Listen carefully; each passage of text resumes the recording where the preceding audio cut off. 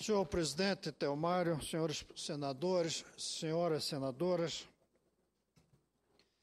é assustador, senhor Telmário, a percepção que nós temos da falta de percepção que as autoridades têm da gravidade do momento que atravessamos.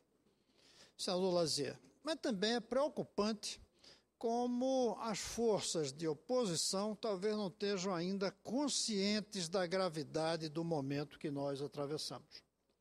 Nas democracias, o povo só vai às ruas quando tem um descontentamento muito forte com o governo e também quando tem uma desconfiança com as propostas da oposição. O povo não deixa de ir para a sua praia, para a sua família, para suas diversões, seus estudos, trabalhos, para ir para a rua sem uma razão muito forte. A razão é um descontentamento com o poder, mas é também uma descrença com quem deveria trazer uma alternativa. Porque se houvesse uma confiança nas alternativas, não precisava ir para a rua também.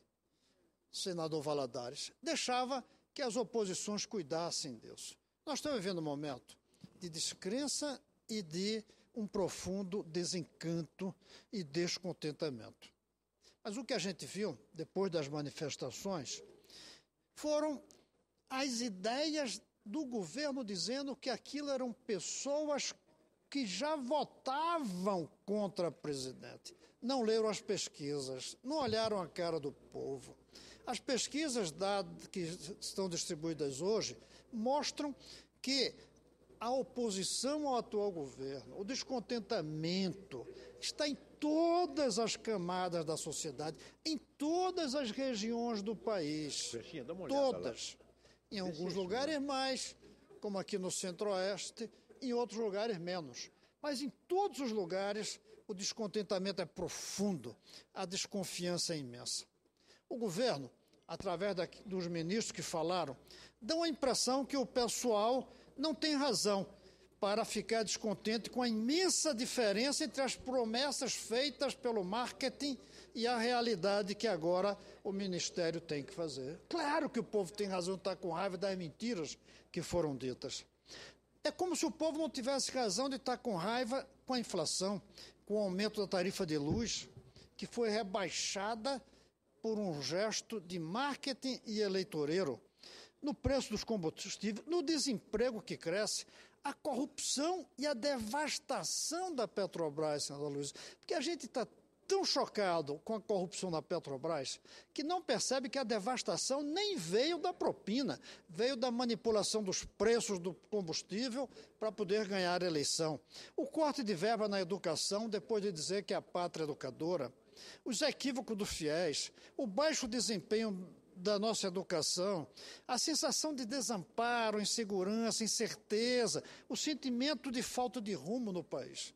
O povo tem razão de viver um desencanto, um descontentamento e sentir um descrédito com todos nós.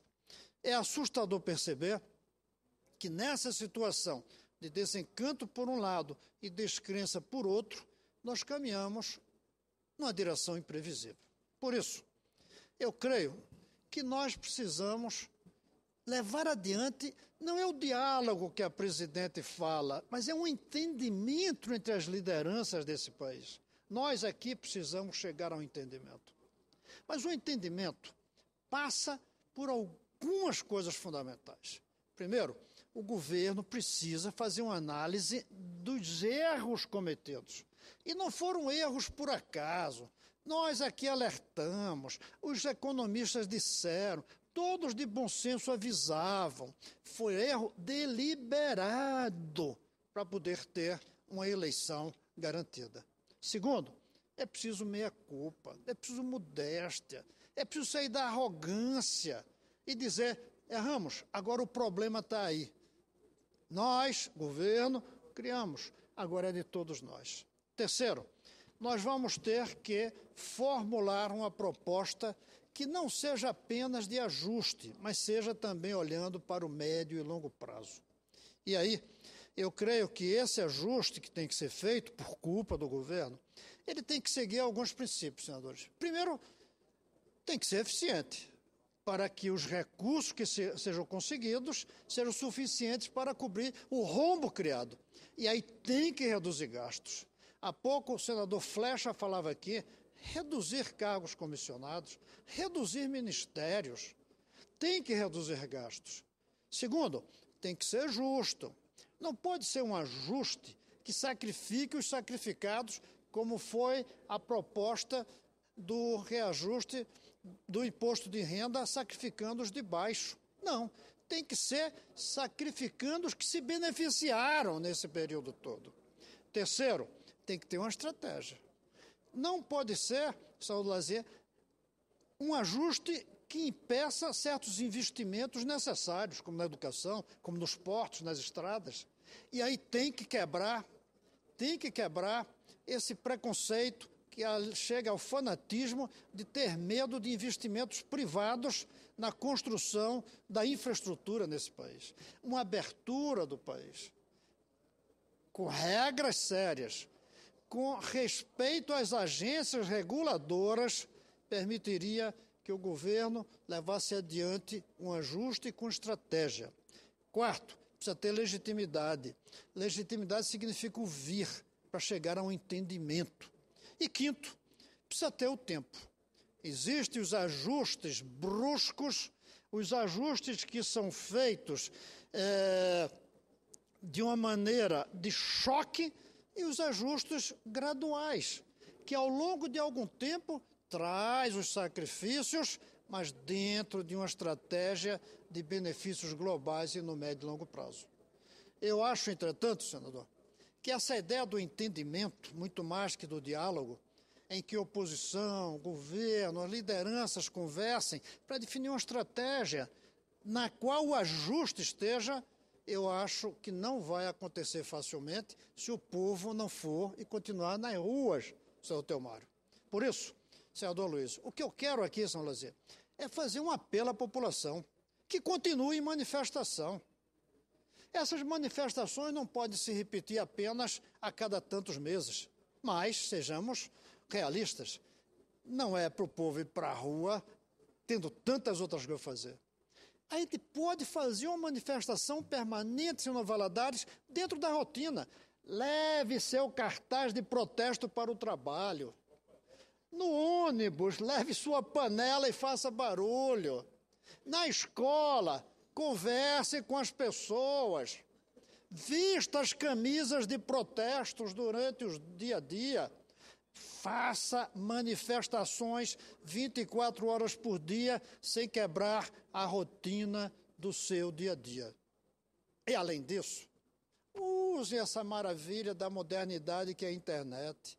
Nós podemos estar em mobilização 24 horas por dia simplesmente usando a maravilha da internet. Eu creio, senador Lazier, que a gente precisa fazer aqui uma vigília permanente. Uma vigília permanente da sociedade brasileira, com um objetivo: pressionar as lideranças para que se entendam.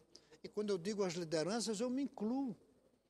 Eu e todos nós aqui precisamos que a população nos empurre para que nos encontremos. Uma vigília permanente pelo entendimento, uma vigília permanente da população empurrando o governo para reconhecer suas falhas, para fazer sua meia-culpa, para trazer uma proposta.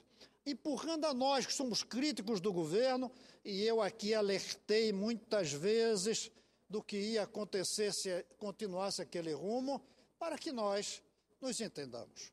Nós precisamos, sim, de um entendimento nesse país.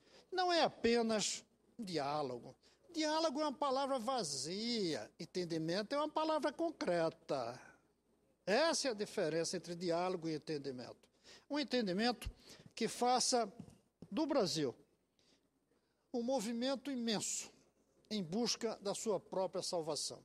É isso, senhor presidente, que eu vim trazer aqui. A ideia de que esses movimentos existem pelo descontentamento com o governo e a descrença com nós, que não estamos no governo. Que vem querendo, exigindo um entendimento para cobrir o rombo dos equívocos cometidos pelo governo, mas sem perder o rumo de construção de um país, sem cair numa recessão que nos amarre por muito tempo. E um ajuste que não seja de choque, que seja lento, que seja gradual, capaz de conviver com o futuro. Nem o choque que ameaça o presente, nem o populismo que compromete o futuro. E esse entendimento, eu hoje estou descrente que nós tomaremos a iniciativa por nós próprios de fazermos. É o povo que tem que nos empurrar, se manifestando. E essa manifestação não pode ser a cada 2 meses, cada 1 ano, cada 2 anos. Tem que ser permanente, dentro da rotina e usando a maravilha da mobilização pelos meios das redes sociais. Era isso, senhor presidente, que eu tinha para colocar.